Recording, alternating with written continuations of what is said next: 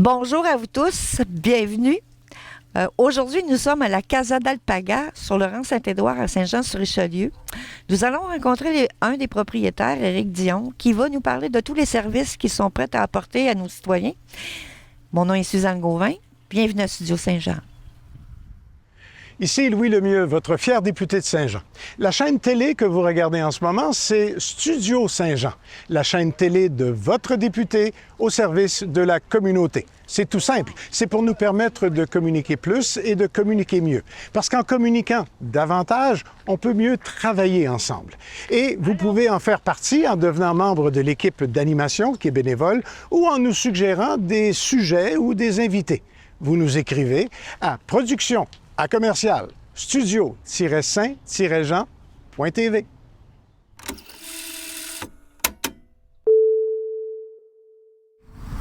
Bonjour Éric. Bonjour. Bienvenue à Studio Saint-Jean.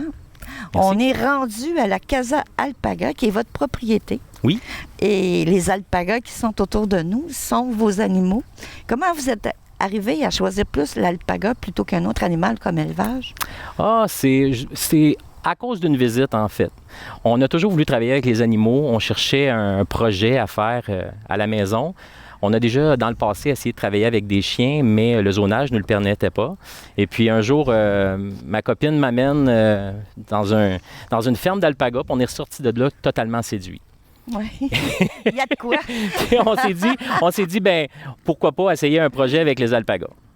Fait que ta conjointe, Mélanie Fortin, et toi, Éric Dion, Oui. OK, vous avez ensemble monté l'entreprise d'élevage d'alpaga, mais ce n'est pas que ça. Vous faites aussi beaucoup de choses. Oui, bien en fait, on se définit comme une fermette thérapeutique de bien-être pour les adultes. On offre de la zoothérapie, on peut faire de l'événement, on offre des activités comme prendre l'apéro avec des alpagas, on peut faire un pique-nique avec les alpagas. Donc, tout ce qu'on fait comme activité, c'est des massages, du yoga, du zumba, ça va toujours être fait avec l'alpaga et dans la nature. Puis vous faites aussi un peu d'hébergement. Oui, on fait également de l'hébergement. Ça permet d'avoir un moment un peu plus privilégié avec l'alpaga. C'est comme une immersion, si tu veux. Quand tu prends l'hébergement, tu as un 24 heures. Avec 24 heures, avec la possibilité d'aller sur les lieux, tu vas vivre des moments un peu différents que si tu viens passer juste 1h30 ici. OK. Puis là, l'objectif parce que, bon, vous avez des alpagas, c'est pas un animal dont la viande se mange, j'imagine, mais c'est plus la laine. Oui, ça se mange, mais nous autres, on le fait pas. On sait que ça existe. Il y a d'autres fermes qui le font. Par contre, nous autres, non. Ce qu'on va faire, on va les tondre. On essaie de donner le maximum de soins possible. Donc, et puis, on va tondre l'alpaga et on va finalement transformer la laine pour faire des trucs en laine d'alpaga et on va aussi feutrer. On offre d'ailleurs des activités de création feutrée. Les gens peuvent venir à la Casa d'Alpaga, venir faire leur propre savon ou leur propre balle de sécheuse avec la laine de nos alpagas. Vous avez aussi des produits de tricot, de laine d'alpaga que vous offrez en boutique? Oui, exactement. Beaucoup de produits viennent de nos alpagas. Par contre, on ne pouvait pas fournir à la demande. C'est un heureux problème. Donc, on a un contact maintenant au Pérou pour se procurer un peu plus de produits avec de la laine et de la fourrure d'alpaga. OK. Puis là, les projets, bien là, avant d'arriver à faire tout ça, vous avez quand même cheminé dans d'autres domaines complètement différents que l'élevage d'animaux. Puis c'est quoi tu faisais avant? Bien, avant ça, premièrement, Mélanie puis moi, on est des entrepreneurs depuis toujours. On œuvrait dans les domaines de distribution, transport, immobilier. Et puis, à un moment donné, j'ai eu des petits soucis de santé. Il a fallu que je ralentisse. Donc, on a décidé de faire une année sabbatique. Par contre, notre année sabbatique, alors qu'on voulait la prendre, ça a été dans le temps de la COVID. Donc, on avait prévu de faire des voyages. Les voyages ont tombé à l'eau. On a décidé de rester à la maison. Après un mois de vraies vacances, il en restait 11 sur l'année sabbatique. Vous voyez ce que ça donne, 2 entrepreneurs qui sont très créatifs. Donc, et voilà le résultat. Et voilà le résultat. On est avec une nouvelle compagnie. Par contre, c'est une compagnie vraiment différente de ce qu'on faisait dans le passé. Et puis, on est ailleurs là, au niveau de la pression puis au niveau... Vous êtes dans un milieu très zen. Oui, pas mal plus zen Puis que que ce qu'on dans le était. milieu que Exactement. vous étiez avant. Exactement. Puis là, ce que j'ai Ma santé se porte mieux en passant. Oui, bien, ce que j'ai compris aussi à discuter avec vous autres, vous êtes autodidacte dans vos domaines respectifs et Oui. vous êtes encore autodidacte dans le domaine que vous avez recréé ensemble, c'est-à-dire avec la Casa Alpaga. C'est quand même tout un apprentissage. Là.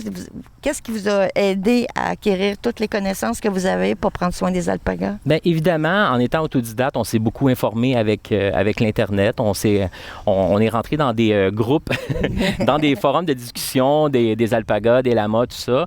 Et puis, évidemment, sur le coup, il n'y a rien de mieux que d'être avec eux autres.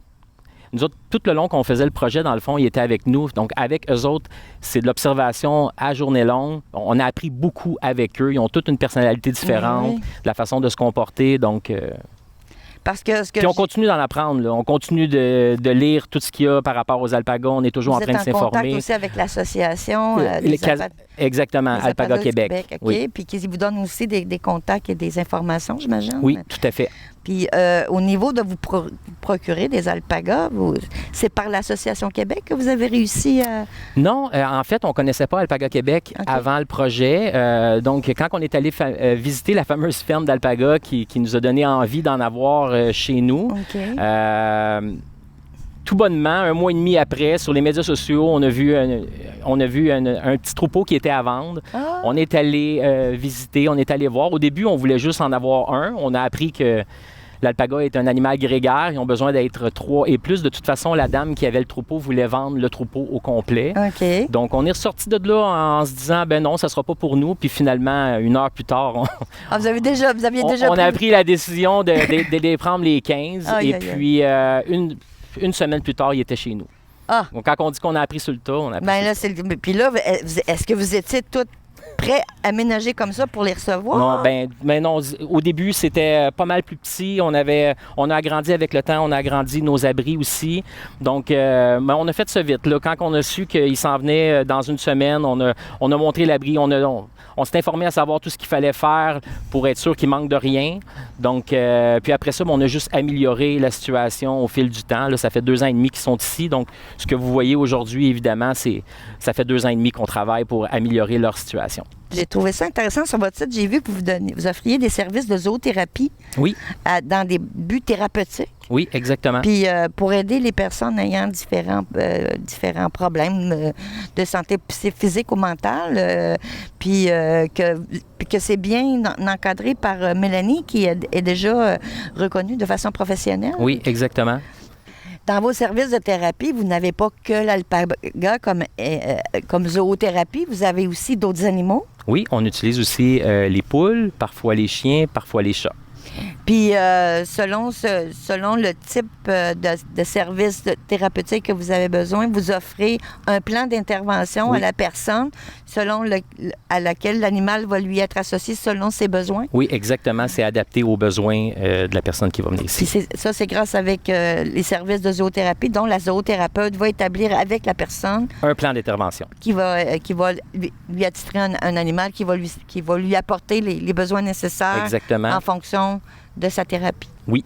Puis dans le but de tout apporter des belles hormones comme les hormones du bonheur, Entre autres. et la dopamine. Et tout ça s'est développé juste en contact avec les animaux. C'est incroyable. Exactement. D'ailleurs, vous pouvez consulter le site Internet de la Casa Alpaga qui vous va donner plusieurs informations concernant tous les services qui sont offerts parce que c'est une vraie gamme de services en tout point, soit pour le plaisir, soit de façon thérapeutique et même de façon réception, côté social. Ils sont ouverts à toutes sortes d'approches. Si les alpagas vous intéressent ou la nature vous intéresse, Mélanie et Éric sont hyper ouverts à vous accueillir. Fait que je te remercie, Éric, de cette belle entrevue. Bien, c'est moi qui vous remercie. Et j'espère que vous allez avoir des belles rencontres dans le futur parce que ça vaut vraiment la peine. Vous avez un beau site, vous êtes de beaux. Puis vous deux, vous êtes super charmants. Merci beaucoup, c'est apprécié. Après cette belle visite de chez la Casa Alpaga, je vous invite à partager en grand nombre notre vidéo pour qu'il se fasse connaître le plus possible et en même temps de nous donner notre petite paye de bénévoles. Et ben, c'est Suzanne Gauvin au studio Saint-Jean.